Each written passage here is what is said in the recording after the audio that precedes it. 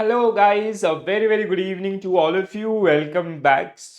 In this session, we are going to talk about NRI banking. Okay. Whenever we talk about NRI banking, there are four major accounts which are NRE, NRO, FCNR and SNRR accounts. Okay. तो आज की इस video के अंदर हम लोग बात करेंगे इन चारों अकाउंट्स का, इनके फीचर्स क्या होते हैं एंड इनके बेनिफिट्स क्या होते हैं, राइट? सो जब भी हम लोग बात करते हैं आपका एनआरआई बैंकिंग का, so these all the four type of accounts are generally for NRIs. Okay, so NRI आपका नॉन रेजिडेंट इंडियंस. ओके, तो अगर कोई भी आपका एनआरआई है और या फिर आपका पर्सन विद इंडियन ओरिजिन आपका है, ठीक है, as per income tax act 1961 as well as FEMA act 1999. So these are the two act जो कहीं ना कहीं ये सेग्रीगेशन आपका करते हैं, ठीक है. तो जिनके हिसाब से एनआरआई और पीआईओ ये डिवीजन आपका होता है, ठीक है. तो अब let's say there is a person who is Indian citizen but currently is an NRI who is working in some other country. So if they want to take a banking facility from Indian banks, so we can offer four type of accounts. So these are NRE, NRO, FCNR and SNNR account. Okay, तो ये accounts क्या होते हैं, इनके ऊपर हम लोग आपका डिटेल में डिस्कस करेंगे, ठीक है. So if you are a NRI or a person of Indian origin, PIO, you will have a different banking and investment need. Since you are residing abroad, so most of your income and saving will be in foreign denomination like dollar, euro, and others. As such, you might need an account that would suit your requirements also. ठीक है. तो NRIs basically आपका they are like let's say there is a person called Mr. X who is living in US, who is working in US, right? तो आपका अब ऐसा कि नहीं कि इसका इंडिया में, जैसे उसका इंडिया में कोई घर है जो उसने रेंट पे दिया है, so how he will manage that particular income. और let's say if he has some business interest in India and he is running that particular business, for that one they have to create a or open a separate accounts. तो ये सारे उनके लिए अलग अलग facility. So we have four type of accounts. These are, first one is NRE account, non-resident external accounts. The second one is NRO accounts.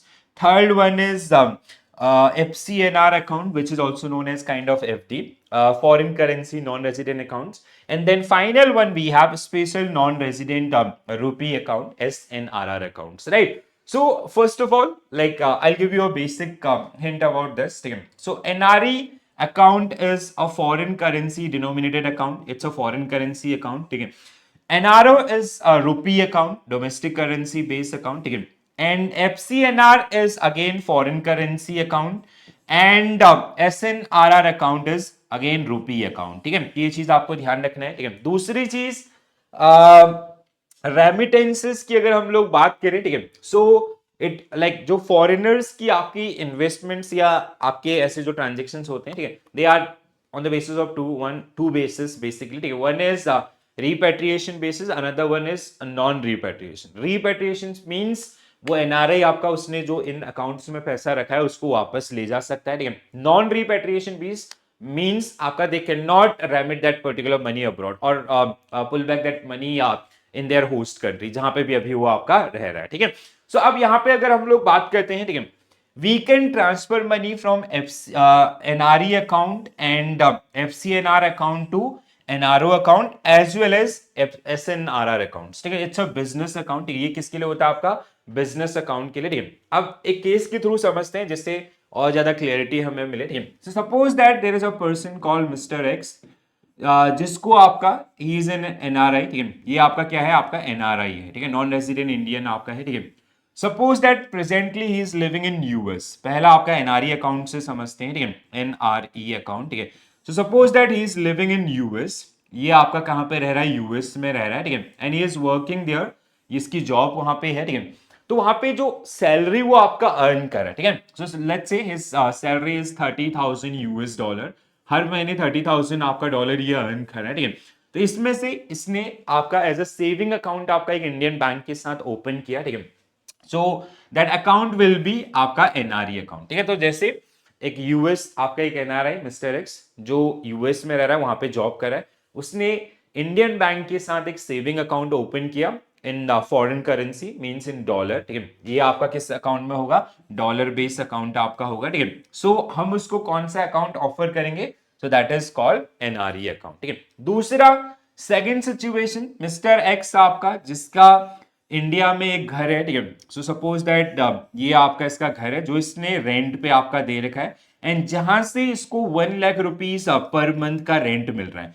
So to manage this particular one will open an account, or NRI Mr. X will open an account with us that is known as NRO account, ठीक है। तो that means NRO account के अंदर जो income है वो कहां से है, आपका इंडिया से आपका है, ठीक है। तीसरा, suppose that this mister x, इसकी कुछ सेविंग्स आपकी हैं, ठीक है। तो इसने क्या किया, एक एफडी हमारे साथ ओपन किया, ठीक है। ही ओपन एन FCNR अकाउंट, ठीक है, FCNR अकाउंट्स, जिसमें इसने क्या किया, आपका $50,000 का एक $50,000 का एक kind of FD, it is equal to fixed deposit आपका, but it is manage in foreign currency. तो इसकी जो सेविंग्स थी वो सेविंग्स इसने एक अकाउंट्स के अंदर आपका रखा, ठीक है।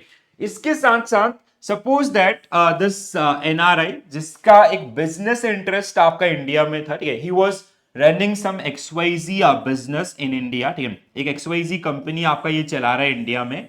सो यहाँ पे जो XYZ की जो ट्रांजेक्शन्स आपके हैं उनको मैनेज करने के लिए वील ओपन SNRR अकाउंट, ठीक है। सो SNRR accounts, it is again it will be manage in रूपी, ठीक है। तो ये आपका रूपी में मैनेज होगा।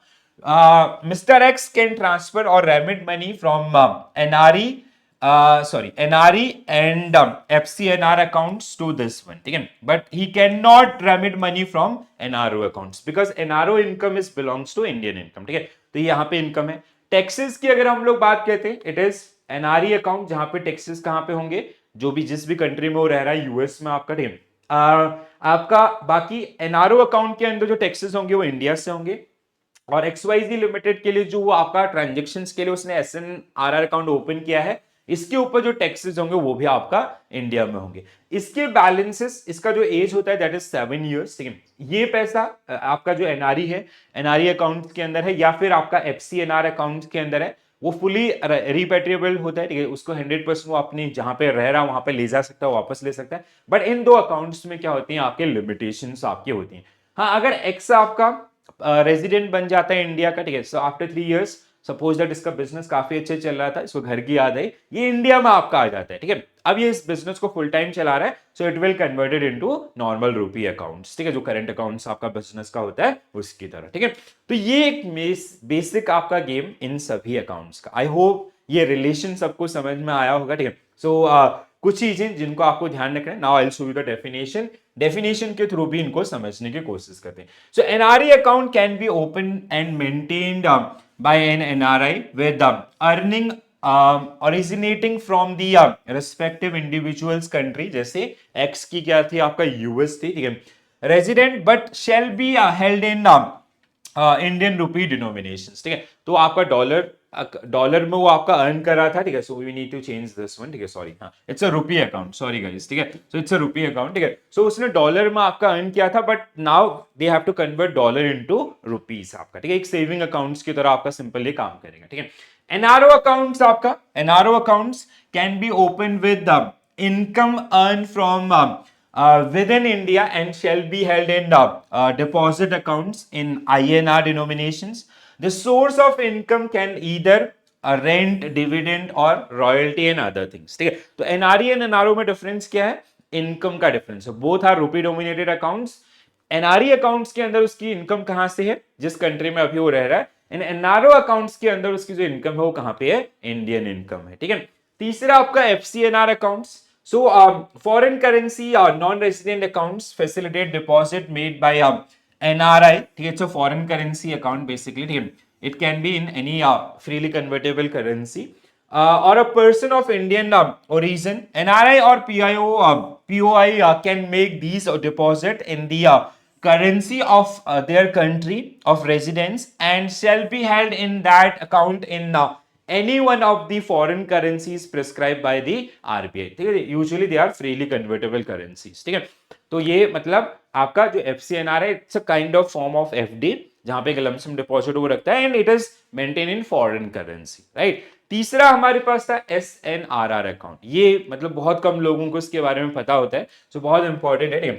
Any person resident outside India who has a business interest in India may open special non-resident rupee accounts with an authorized dealers to carry out genuine transaction in rupee that do not violate the provision of FEMA Act rules and regulation made up their unders। ठीक है, सो ये आपका basically कि जो x का आपका XYZ limited business आपका India में चल रहा था, उसकी ट्रांजेक्शन्स को आपका या जो भी सेल परचेज उसमें आपके हो रही थी उन ट्रांजेक्शन्स के लिए आपका SNRR अकाउंट। ठीक है, so there are some features of SNRR accounts जो आपको ध्यान रखनी है। जैसे the balances in SNRR account shall be eligible for repatriation. ठीक है, ये आपका मतलब अगर एक्स चाहे तो उस पैसे को जो भी बैलेंस उसमें उसको जिस भी कंट्री में, जैसे एक्स आपका यूएस में था तो वो यूएस में आपका उसको रिपेट्रिएट कर सकता है, मींस वहां पे उसको ले जा सकता है। ठीक है, क्यों ऐसा?